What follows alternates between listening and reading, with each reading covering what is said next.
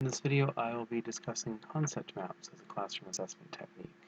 I figured what better way to introduce concept maps than with a concept map. So just as this is, concept maps are diagrams that show concepts and links between them. Those links are arrows that are labeled with the nature of that link. They can assist students by encouraging long-term memory and higher order thinking, and that is because they're hierarchical in nature, organized, which just happens to be the same way that memory is structured in the brain. And they're useful classroom assessment techniques. So they reveal knowledge in its structure as well, but they can be time-consuming and difficult to rate. So that gives an overview of the presentation that's to come. So a little bit about cognitivism. Ausubel suggested that knowledge was structured with ideas within broader ideas within even more broader ideas, and this he called subsumption. That really resonates with me because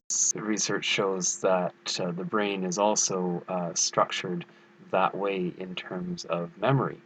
And as a biologist, that just makes sense to me that we should teach in the way that the brain works as well. So concept maps can be useful for students especially because it helps them see structures that they didn't previously recognize.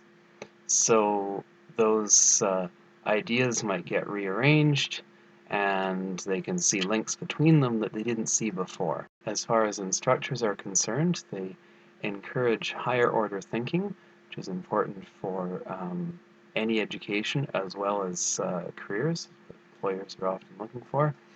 And it may reveal changes in knowledge if it's used in a pre-post arrangement before and after a lesson. However, concept maps can be time-consuming in pretty much every aspect. In preparation, depending on how you're using it, as we'll discuss, in administering them in the class, and in rating. So they're also difficult to rate. Many different responses and no standard format means that you don't really get standard data. I'm going to break down the classroom context in terms of formats and uses. They can be done as a class discussion, not something I'm likely to use in my class just because I find my students are generally kind of shy about coming up to the board. Fill in the blanks, and this is what I've done currently as a review of the lesson. And learner-created ones. This would obviously be more time-consuming, but if you let the students create their own, it can show you something about how they perceive the idea. So it can be useful as a study tool. As an in-class activity, reviewing prior to the quiz is what I do. This is an example of a concept map that I've just used in my class. And my class, as you can see, is very content heavy, and so something like this really helps students put everything together.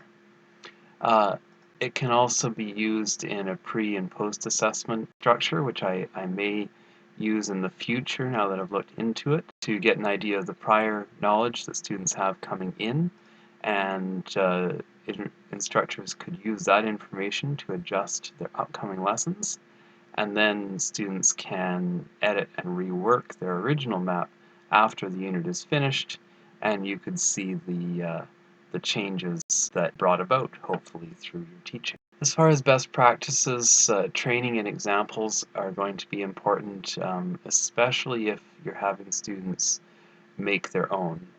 They'll need an example. Many have never seen a concept map before or won't be able to envision one. And to provide some simple instructions. So to begin with, I would probably say to start with the idea at the top or in the center of the page, and then brainstorm any primary broad topics that are related to that, and then any secondary and tertiary items within those broader topics, and then look for links and label those links between the items. Students need to have enough time to do it, at least an hour to create a map. I find my students use between 30 and 45 minutes to fill in the concept map. And large format, if they're making their own, again, they'll need space to see that and lay it out. Feedback that I currently give on the concept maps is kind of in real time during the activity, going around helping out students, discussing, encouraging them to connect encourage them to connect multiple concept maps to each other for their studying for an exam, and just other sort of comments and discussions that arise from it. It could be used to adapt lessons, as I discussed, after a pretest to see where students are at, and then use that information to know where you need to start from in your lessons. And you should always inform students what you're doing with the information, how the exercise that they spent time on was being used. And it could be used in conjunction with other CATs, and this it seems to me would help with the rating and standardized feedback for the instructor. That could be done in conjunction with a minute paper or focus points, and probably a number of other CATs could kind of arise from it, and that might be the hand-in product that instructors take a look at. In review, concept maps are a diagram that shows ideas and how they're connected.